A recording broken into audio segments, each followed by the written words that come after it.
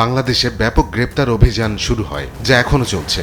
ছাত্র জনতার আন্দোলনে হামলা ও হত্যার ঘটনায় শতাধিক মামলায় আওয়ামী লীগের সাবেক মন্ত্রী, এমপি ও সরকার ঘনিষ্ঠ ৩৪ জনকে নতুন করে গ্রেফতার দেখানো হয়েছে।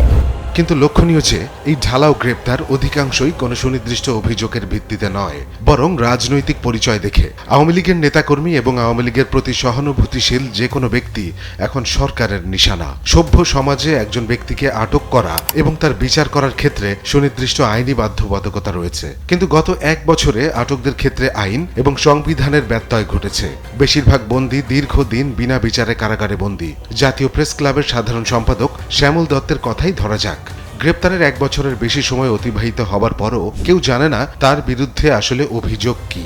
ময়মনসিংহের সীমান্ত এলাকা থেকে তাকে এবং ৭১ টিভির সাবেক সিইও মোজাম্মেল বাবুকে গ্রেপ্তার করা হয়। তার বিরুদ্ধে প্রাথমিক অভিযোগ ছিল অবৈধ পথে সীমান্ত পার হওয়ার চেষ্টা। এই অভিযোগে সর্বোচ্চ সাজা হয় ৬ মাসের কারাদণ্ড। শ্যামল এবং মোজাম্মেল বাবুর কারাবাস ১ বছরের বেশি। কাজেই এই অপরাধেও যদি তাদের সাজা হয়, তাহলে তাদের অনেক আগেই সাজা শেষ হয়ে যাবার কথা। দুঃখজনক হলো, অবৈধ পথে সীমান্ত অতিক্রম করার মামলাটিরও তদন্ত এখনো শেষ হয়নি। উপরন্তু তাদের বিরুদ্ধে দেওয়া হয়েছে বেশ কয়েকটি হত্যা মামলা। হত্যা মামলায় সাংবাদিক শ্যামল দত্ত, মোজাম্মেল বাবুকে ৭ দিন করে রিমান্ডে পাঠিয়েছে আদালত। যেসব মামলা হাস্যকর ও ভিত্তিহীন। এভাবে একজন ব্যক্তিকে মাসের পর মাস বিনা বিচারে আটকে রাখা সংবিধানের সুস্পষ্ট লঙ্ঘন। কিন্তু এ নিয়ে মিডিয়ার মুখ বন্ধ।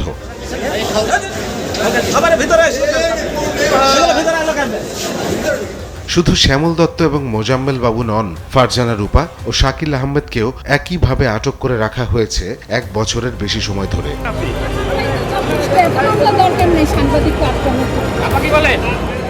তাদের বিরুদ্ধে অভিযোগ কি, অভিযোগের তদন্তের অগ্রগতি কতটা, এসব নিয়ে আমাদের মূলধারার গণমাধ্যমের কোনো প্রতিবেদন নেই।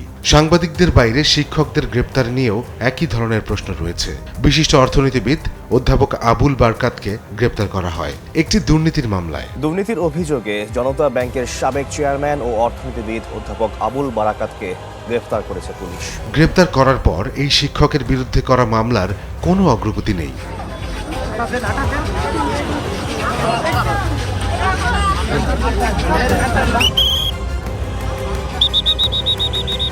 অভ্যুত্থানের মানে যদি নতুন বাংলাদেশ হয়, তাহলে তো সুষ্ঠু তদন্ত হবে, একটা মানুষের অভিযোগের ভিত্তিতে সেটার তদন্ত হয়ে তারপরে হবে।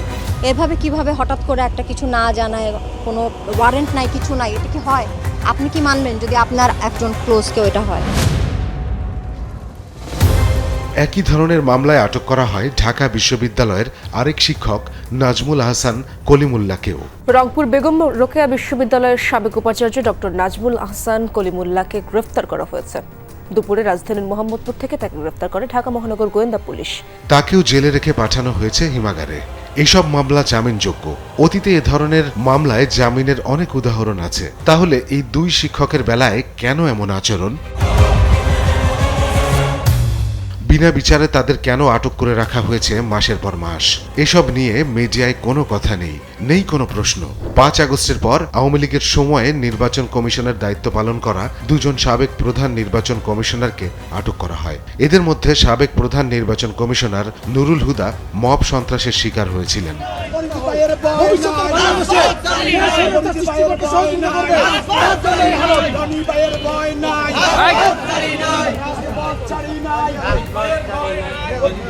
ভৌতিক মামলায় গ্রেপ্তার করা হয় হাবিবুল আউয়ালকে। তাদের অপরাধ কি, কোন অপরাধে তাদের বিচার হবে, এ নিয়ে কোনো ব্যাখ্যা নেই। মাসের পর মাস তারা কারাগারে বিনা বিচারে বন্দী। আমাদের মিডিয়া এ নিয়ে নীরব।